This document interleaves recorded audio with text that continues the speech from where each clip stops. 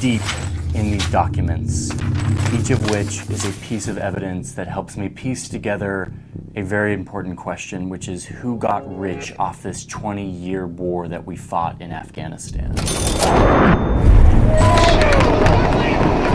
But first, let me tell you what happened on August 15th, 2021. The Taliban had entered Kabul after taking over the entire country of Afghanistan. The war ended as it had begun, with the Taliban in power once again. You probably remember the scenes from the Kabul airport. Total chaos as Afghans tried to flee their country. But there's one guy who saw a business opportunity in all of this. This guy, Eric Prince, generously offered to help charter a plane to evacuate people from Kabul. The price tag, $6,500 per person. That was the market price that Eric Prince decided. But this wasn't the first time Eric Prince used the war in Afghanistan to get rich. In fact, this was one of the last of many instances where this guy profited off the Afghan war. And some of the ways he did it were kind of messed up. So after digging through the numbers, the reports, the Senate hearings, all of it, we've established a list of some of the top people who got crazy, stupid, rich off of the war in Afghanistan.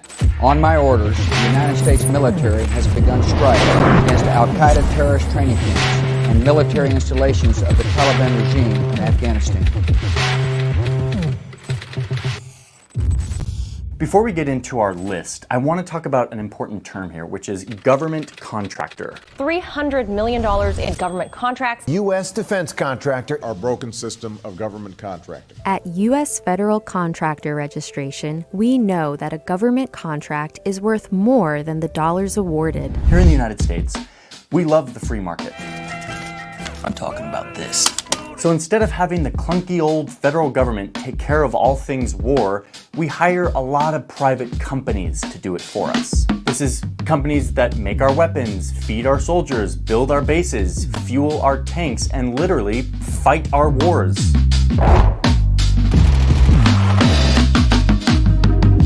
Yes, we have private armies that we call security companies that basically are soldiers for hire. What this allows the government to do is post a job out there, like, we need someone to build a road in Afghanistan. And in theory, what happens is a bunch of private companies come together and they all bid on how much it would cost to build this road. And whatever company gives the best price is chosen to go build that road. It's supposed to help the government get the best price. Okay, so where am I going with this? What I want you to understand is that there is this bidding process for private companies to go do things that the government needs.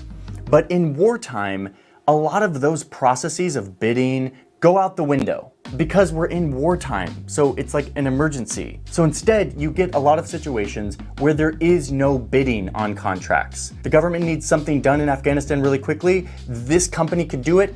Name your price, we'll give you whatever you need. As a client, the U.S. government is guaranteed to have the funds to pay you and will always pay you. And it's that very process that allowed people to take advantage of a system to let billions and billions of unaccounted for dollars be poured into private companies. All of this contributed to what a former Secretary of Defense called a culture of endless money inside the Pentagon. Okay, wait, before we go on, I need to thank the sponsor of today's video, which is BetterHelp. I've said this a bunch, I'm gonna keep saying it, which is that I'm a giant supporter of therapy. I think therapy is something that is stigmatized, and specifically for me, maybe it's because I was a guy or something, I don't know, but I never got messaging that I was supposed to go to therapy. But I've been going to therapy for 2.5 years now, and it has truly changed my life. BetterHelp is a service that tries to make therapy more accessible by connecting you, if you want therapy, to a network of over 10,000 professionals. And this isn't like a crisis line or a self-help program. This is real licensed therapists giving you therapy done securely over the internet. If you've ever looked for a therapist, you know that it's really hard. And the thing I respect most about BetterHelp, and the reason why I support what they're doing, is because they're trying to make that an easier thing to connect with a therapist. If you don't like the therapist you find, you can easily switch to a new one very easily for free. And BetterHelp allows you to connect with your therapist in between your sessions to get a timely response for whatever you're going through. So, I'm a giant fan of BetterHelp. I appreciate them sponsoring this video. They're giving you 10% off your first month if you want to try it out. There's a link in my description. Clicking that link helps support this channel and gets you started on what could be a life-changing thing. I really support therapy. So check it out. Thank you, BetterHelp, for supporting this video, for supporting my channel. Let's dive back into the video. Okay, now that we understand government contractors, let's get to this list of people who got rich.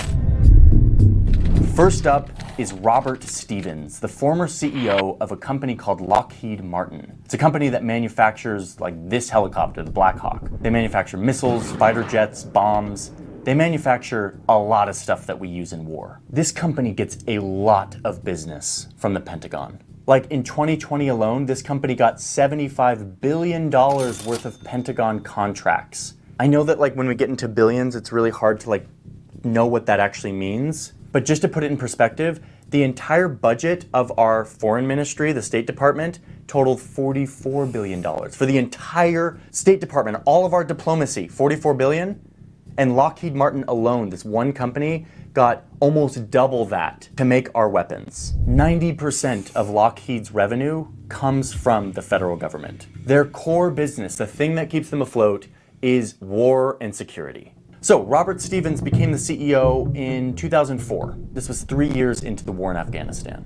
And as the war intensified, so did Robert's wallet. And I know this because this is a public company, and all of the compensation for executives is public knowledge to all of us. You may have to dig through some boring documents like the Lockheed Martin proxy statements from the 2000 annual meeting of stockholders on April 27th, 2000, but you can find it. So let's see how Robert and his war business did in the 2000s. So before the war, in the late 90s, the CEO of Lockheed Martin was making around $2 million a year, if you include his salary and bonus. $2 million bucks. It's a pretty good compensation. Okay, but then the war started. Lockheed started to get a ton of contracts, started making more weapons, and look what happens to the CEO's compensation. His salary stays about the same, just over $1 million bucks, but his bonus now jumps up to $3.2 million, bringing his total compensation to around $5 million. This guy's making $5 million bucks. War's doing pretty good for him. Not bad. Let's jump 1 year later. It's now 2006. And Robert Stevens, the CEO of Lockheed Martin, brought in $18 million. Wait, what? From 2 million to 5 million to 18 million. Whoa, Robert Stevens is doing pretty darn good. Okay, but let's keep going. The year after that, Robert Stevens brings in $30 million in his compensation. 31 million. $31 million. Non-equity incentive plan compensation, $8 million. Holy smokes. What? $30 million in compensation.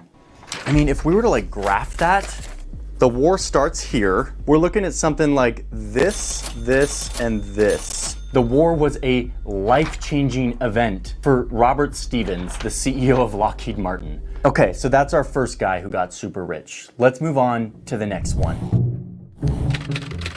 A guy named Stephen Orenstein. This guy's company, called Supreme Group, was chosen in 2005 to feed US troops in Afghanistan, to provide all the food. I mean, when this guy got the contract, I'm sure the only thing that happened is that his eyes started flashing with money. Since he got the contract, Supreme Food's business increased 50-fold. Over the course of 6 years, the Defense Department paid Supreme $5.5 billion to deliver food to the troops.